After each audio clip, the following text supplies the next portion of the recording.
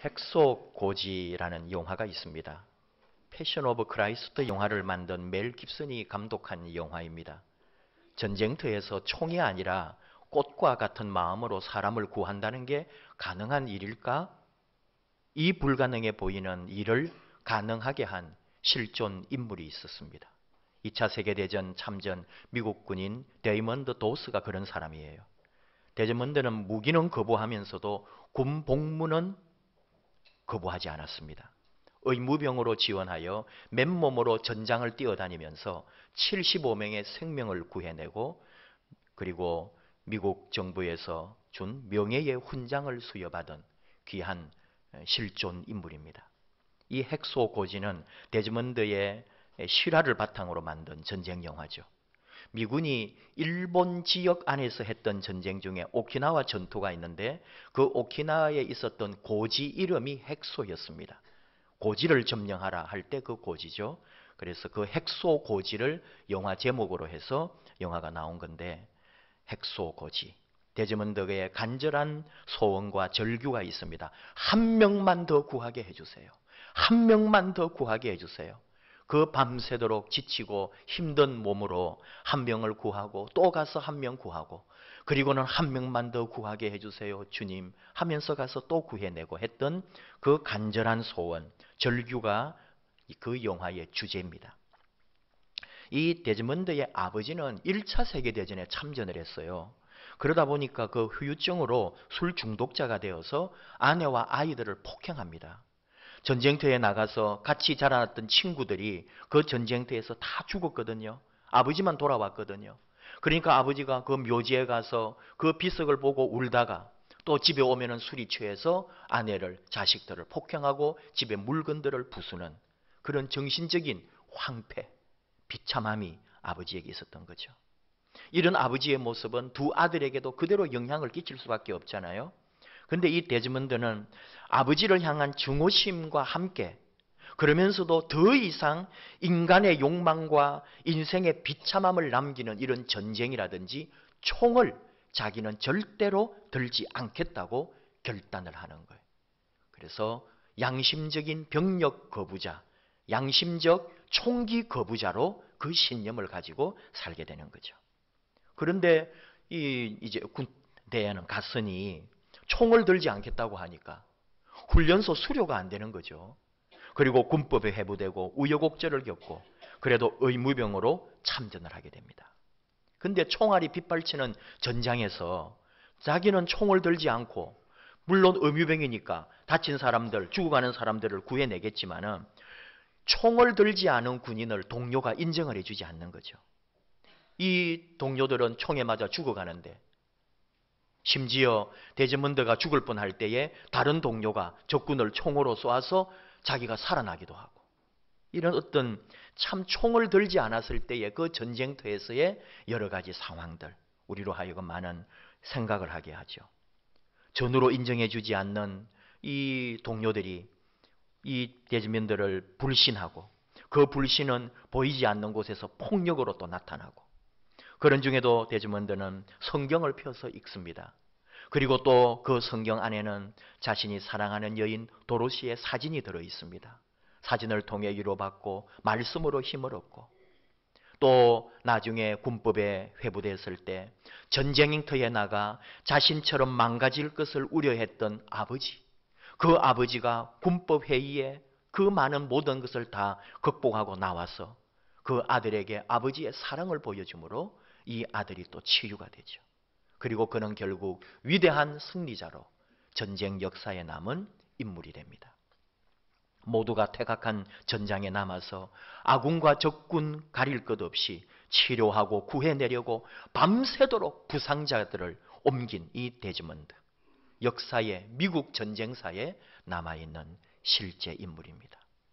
자신의 신념을 지키고 신앙의 양심으로 끝까지 총을 들지 않고 자신을 지키며 수많은 사람을 살리고 민족의 영웅이 된 사람, 존경받아 마땅합니다. 모든 시험과 유혹을 이겨낸 표본, 믿음의 승리자로 우리는 기억을 합니다. 그런데 이런 데즈먼드 도스에 비해서 우리는 그런 영웅이 아니라는 거죠. 우리는 매일 시험에 빠지고 유혹에 무너지는 연약한 인생입니다. 우리 인생은 항상 시험과 유혹 사이에서 실패하고 넘어질 때가 더 많다는 거죠. 더 놀라운 것은 우리 예수님도 세상을 사시는 동안 수많은 시험과 유혹의 그 중심에서 고민하며 싸우며 가셨다는 사실입니다. 오늘 사순절 첫 번째 주일 하나님께서 우리에게 주신 말씀은 예수님이 공생애를 시작하시기 전에 받았던 시험과 유혹의 말씀이죠. 우리가 너무나 잘 알고 너무나 잘 기억하는 말씀이죠. 그러나 다시 보아야 할 말씀이기도 합니다. 예수님이 하나님의 아들로서 세상을 구하기 위해서 나섰는데 첫 걸음에 이런 시험과 유혹이 있었다는 거예요. 이 말은 평생에 예수님의 생애에는 이런 일들이 따라다닐 것이다 하는 것을 이미 보여주고 있는 거예요. 그리고 마지막 십자가를 지기 전에 겟세마네 동산에서 기도하는 내용이 결국은 시험을 이기게 해달라는 기도거든요. 유혹을 이기게 해달라고 발부둥치는 겟세마네 기도가 예수님의 그 마지막 순간에도 시험과 유혹을 이기게 해달라고 기도하는 예수님의 모습이에요. 그러니 예수님의 삶도 평생에 시험과 유혹이 따라다녔다 하는 말입니다. 십자가에 달려서도 그 숨이 끊어지는 순간까지도 예수님은 마지막 유혹을 받습니다. 밑에서는 군인들이 희롱합니다. 군중들이 야유를 보냅니다. 옆에 달려있는 다른 죄수까지 예수님을 무시합니다. 이것이 예수님의 삶이었어요. 그러니 우리는 어떻겠습니까? 예수님이 그런 시험과 유혹 가운데서 그런 아픔 속에 사셨다면 우리는 하물며 말할 필요도 없는 거죠. 우리도 평생에 눈만 뜨면 시험이고 길만 나서면 유혹에 빠질 수밖에 없는 그런 삶을 살아가고 있다는 말이죠. 시험, 유혹 다 사실은 같은 말입니다. 근데 영어로는 조금 다르게 구분을 하기도 하죠. 시험은 테스트라 그러고 유혹은 템테이션이라고 그래요. 같은 건데 좋은 뜻으로 사용하면은 테스트예요. 우리가 시험 친다, 테스트한다 그러죠. 근데 불순한 의도를 가지고 시험을 하면은 이게 유혹이 되고 템테이션이 되는 거죠. 그러니까 예수님이 받으신 이 시험의 의미를 잘못하면은 우리가 이런 말 합니다. 예수님도 사람이니까, 예수님도 인간이니까 그런 시험을 받고 유혹을 받았겠죠 라고 말하는데 이건 잘못 말하는 거예요. 예수님의 시험의 의미는 우리 사람이기 때문에 예수님도 육신을 가졌기 때문에 예수님도 한 인간에 불과하기 때문에 시험을 받았다. 그렇게 말할 수가 없어요. 이미 예수님의 시험에는 전제되는 게 있죠. 오늘 말씀에도 성령의 충만함을 받았어요. 그리고 40일 동안 성령에게 이끌리셨는데 마귀에게 시험을 받으셨다 그랬고요. 이 동일한 다른 데서는 하나님께서 사단에게 예수님을 시험케 하신다고요. 우리와 다른 거죠. 그래서 예수님의 시험에는 그 앞에 뭐가 있느냐?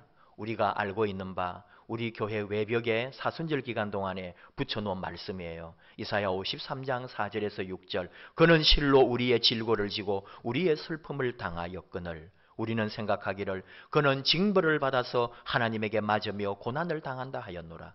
그가 찔림은 우리의 허물 때문이요 그가 상함은 우리의 죄악을 인함이라.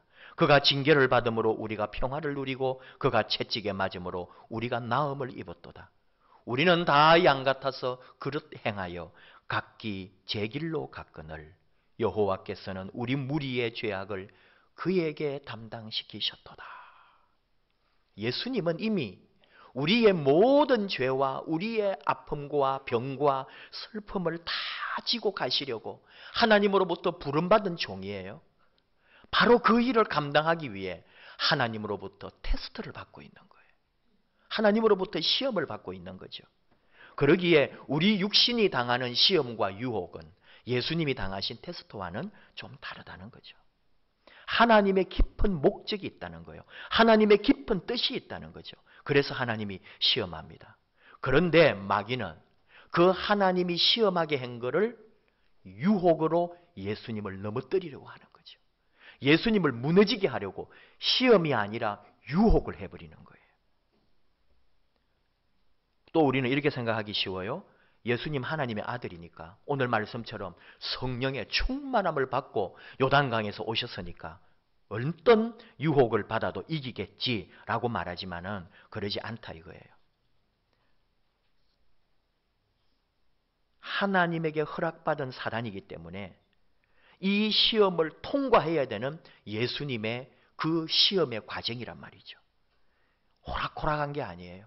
하나님의 분명한 의도가 있기 때문에 예수님은 이거를 반드시 통과해야 하는 예수님의 과제인 거죠. 오늘 말씀에 네가 만일 하나님의 아들이여든 명하여 이 돌들이 떡덩이가 되게 하라고 말해요. 사단은 알고 있거든요. 하나님의 아들이기 때문에 돌을 떡으로 만들 능력이 있다는 걸 알고 있어요. 이 사단이 예수님을 이렇게 유혹한 핵심이 있습니다.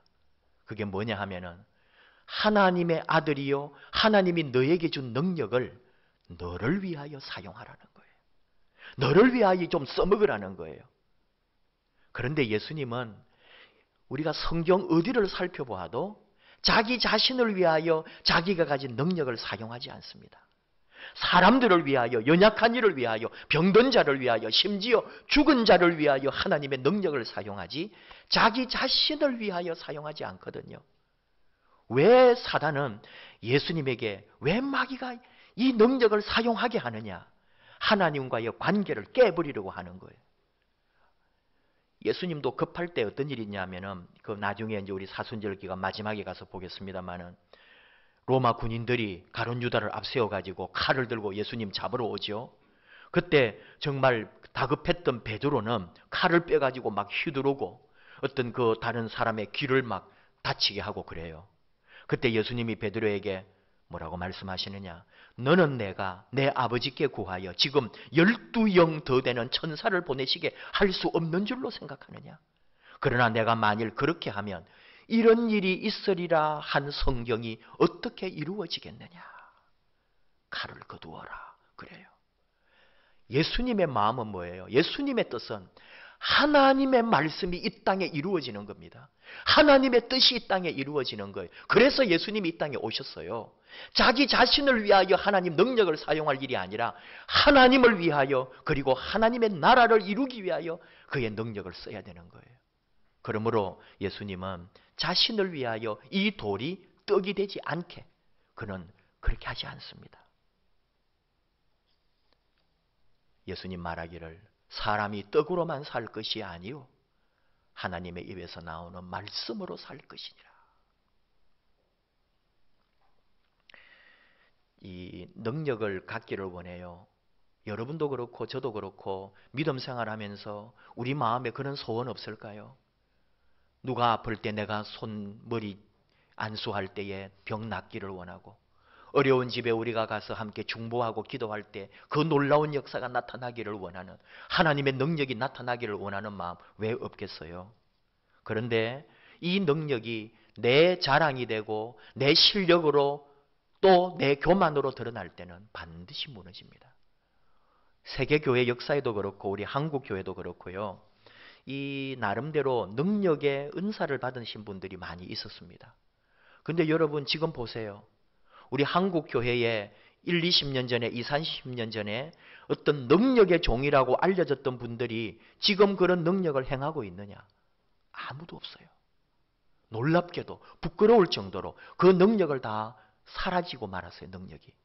왜 그런가 하고 이미 교회를 연구하시는 분들이 학자들이 연구해 놓았습니다. 타락했다는 거예요. 그 하나님으로부터 받은 능력을 한국 교회를 위하여 성도를 위하여 이 시대의 역사의 아픔을 위해 사용하지 아니하고요. 잘 되고 잘났어요. 이제는 이름 나고요. 유명해지고 어디에 가든지 많은 사례를 받고 설교하고 집회를 인도하고요. 어느 날 자기 욕심이 된 거예요. 마치 자기 속에서 나오는 능력처럼 막 그렇게 행했단 말이죠. 하나님께서 다 거두어 가셨습니다.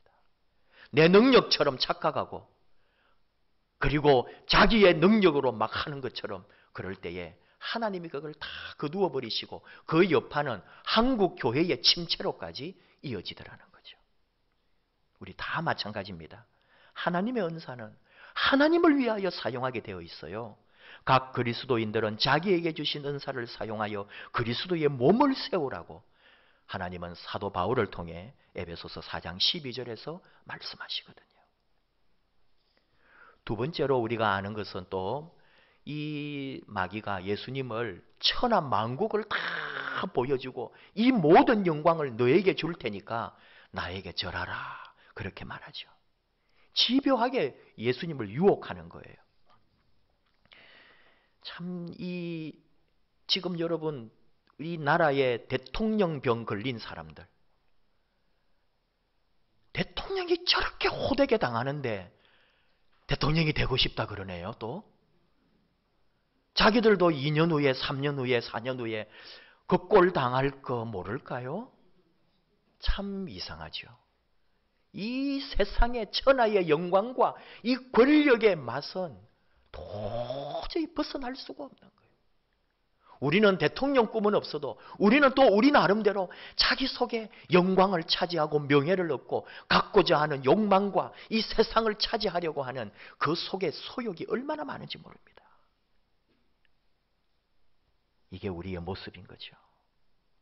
사단은 끊임없이 우리를 넘어뜨리려고 하는 거죠. 예수님은 당하지 않습니다. 하나님만 경배하라. 하나님만 섬겨라. 단호하게 말씀하시는 거죠. 또 우리가 아는 대로 예루살렘 성전 꼭대기에 올라가게 해서 뛰어내리라 그러잖아요. 하나님이 지켜줄 거라고. 천사를 보내가지고 떠받들어 줄 거라고. 하나님이 기적을 열어가지고 너는 땅바닥에 떨어져도 그 돌에 네가 부러지지 않을 거다. 기적을 일으키고 기적의 종이라고 너 온 세상에 소문날 것이다. 이런 식으로 유혹을 하는 거죠. 자, 여러분 우리 그런 마음 많습니다. 우리 좋은 마음으로 여러분 그래요. 여러분도 하나님이 함께 하셔가지고 하나님이 함께 하셨습니다. 하나님이 도우셨습니다. 하나님이 나를 새롭게 했습니다. 막 그런 간증하고 싶지 않아요. 하나님께서 우리 가정에 이런 복을 주셨습니다. 막 자랑하고 싶어요. 세상에 하나님의 영광을 드러내고 싶다니까요. 그런데 하나님께서는 그거조차도 경계하라고 하시잖아요. 내 삶에 일어난 기적 같은 일조차도 그게 잘못되면 내 교만이 되고요. 내 자랑이 되고요. 결국은 하나님보다도 내가 더 잘났다가 된다니까요. 그리고 심지어는 하나님을 시험하는 거예요. 무슨 얘기냐 하면은 하나님 내가 이 정도 하면은 하나님 이런 복 주셔야 되는 거 아닙니까? 하나님 내게 이 복을 한번 줘보십시오. 내가 하나님 영광을 위해 쓰임 받겠습니다. 목회자도 그런 마음이에요. 하나님 수많은 영혼을 주십시오. 교회를 크게 해주십시오. 우리 교회가 막 세계에서 제일 좋은 교회 되게 해주십시오. 하나님 영광 드러내겠습니다. 마음은 좋은데 결국은 누구만 좋은 거예요? 목사만 유명해지는 거예요. 목사님이 목회 잘해서 그렇대요. 그리고 온 막 CBS에 막 극동 방송에 막 방송 설교하고 유명해지고 막 전국에 유명한 목사님으로 불려다니면서 집회하고 그런 욕심이 다 우리 속에 있는 거죠. 안 된다는 거예요. 주 너의 하나님을 시험하지 말라. 하나님을 시험하는 꼴이 돼요. 이스라엘 백성들이 그 가나안 광야를 지나오면서 하나님을 시험한다니까요. 택했으니까 불러냈으니까 먹이고 입혀보라는 거예요. 당신이 우리를 꺼낸 거 아니요. 당신이 우리를 가나안 땅에 보내준다며 그러면 잘 먹이고 잘 입혀야지. 우리에게 한번 복 좀 내려보십시오. 이런 식이에요. 그래가지고 따지고 싸우는 거예요. 나중에 사도 바울을 통해 하나님이 깨우쳐 주십니다. 고린도전서 10장 9절 저희 중에 어떤 이들이 이게 40년 광야 생활할 때 이스라엘 백성을 향해서 하는 말이에요. 주를 시험하다가 뱀에게 멸망하였나니 우리는 저희와 같이 시험하지 말자. 하나님을 시험하는 꼴이 되면 안 된다는 거예요. 하나님 보고 거래하자는 거거든요. 내가 이렇게 할 테니까 하나님은 이렇게 해 주십시오. 그것도 안 된다는 거예요. 우리 교회의 본질, 신앙의 본질 이런 걸 많이 생각합니다. 여러분들 이야기하면은 뭐 또 그러니까 저는 저의 고백을 하나 하려고 그래요. 아직까지 우리 교회 와서 한 번도 하지 않은 얘기를 하나, 저의 숨은 비밀을 하나 말하려고 하는데 목사도 여러분 정말 그렇습니다. 이 목회를 하면서 시험과 유혹이 왜 없겠어요? 사실 우리 한 것들 많이 있습니다. 우리 사람이라면 다 가지게 되는 시험이 있고 유혹이 있어요. 그런데 목사로서 가지는 유혹이 있다니까요. 그게 뭐냐 하면은 큰 교회, 큰 건물, 멋진 교회 만드는 게 이게 유혹이에요. 제가 어디 가서 주눅 들지 않으려고 합니다. 목사님들 모임 늘 있잖아요. 노회다, 뭐 총회 모임이다, 또는 저에 속해 있는 사적인 우리 목회자들 모임도 많이 있는데 목사님들 세계에 이렇게 가서 저도 그냥 가만히 있으면은 되는데 딱 주눅 들 때가 언제냐 하면은 우리 교회보다 큰 교회 목사님, 우리 교회보다 더 크고 좋은 교회, 건물부터 벌써 다르고요. 문화센터다, 각종 시설이 다 갖추어져 있는 교회, 그런 곳에 가면은 힘이 쭉 빠지고 시험에 빠져 있는 거예요. 부럽다. 나는 언제 이런 교회 하지? 참 그런 게 있어요. 이게 진심이에요. 근데 여러분 그럴 때마다 또 이게 목회의 본질이 이게 아닌데 하고 이제 생각하는 거죠. 제가 이렇게 목회 또 신학하면서 있었던 이야기를 하나 한다는 게 뭐냐 하면은 제가 이제 군대를 다녀와서 신학대학원에 이제 합격을 해놓고 군에 갔거든요. 대학 마치고 신학대학원에 가가지고 합격해놓고 군대를 갔다 왔어요. 그러니까 꽤 이제 공백이 좀 있어요. 근데 이제 복학을 또 했으니까 공부 좀 해야지 하고 그 부름받았던 마음들이 조금 군대에서 좀 이렇게 식어버린단 말이죠. 그러다가 이제 복학을 했는데 이게 살아온 시간과 삶과 목회와 교육 전도사와 신학 공부 이런 게 내 속에서 막 갈등을 일으키면서 1년 동안 공부하고 나니까 지친 거예요. 그래서 휴학을 합니다. 신학대학원 1년을 딱 마치고 휴학을 했어요. 신학대학원은 3년이거든요. 휴학을 하고는 내가 정말 신학을 할까 다른 길을 갈까 고민을 좀 많이 했어요. 근데 아무리 이렇게 저렇게 나름대로 생각을 해도 교육 전도사를 그대로 하고 있었거든요. 그러다 보니까 계속 교회에 내 몸이 또 적응을 하고 있으니까 자연스럽게 복학을 했어요. 그리고 속으로는 1년 동안 괜히 쉬었네 하면서 후회하면서 복학을 딱 해가지고 이제 공부를 마음 잡고 열심히 공부를 했어요. 그러니까 2학년 때 나름대로 정신 차리고 열심히 공부를 하는데 우리 장신대나 그러고 다른 데도 그렇겠지만은 성경 종합 시험이라는 게 있습니다. 이 비밀을 말하려고 하는 거예요.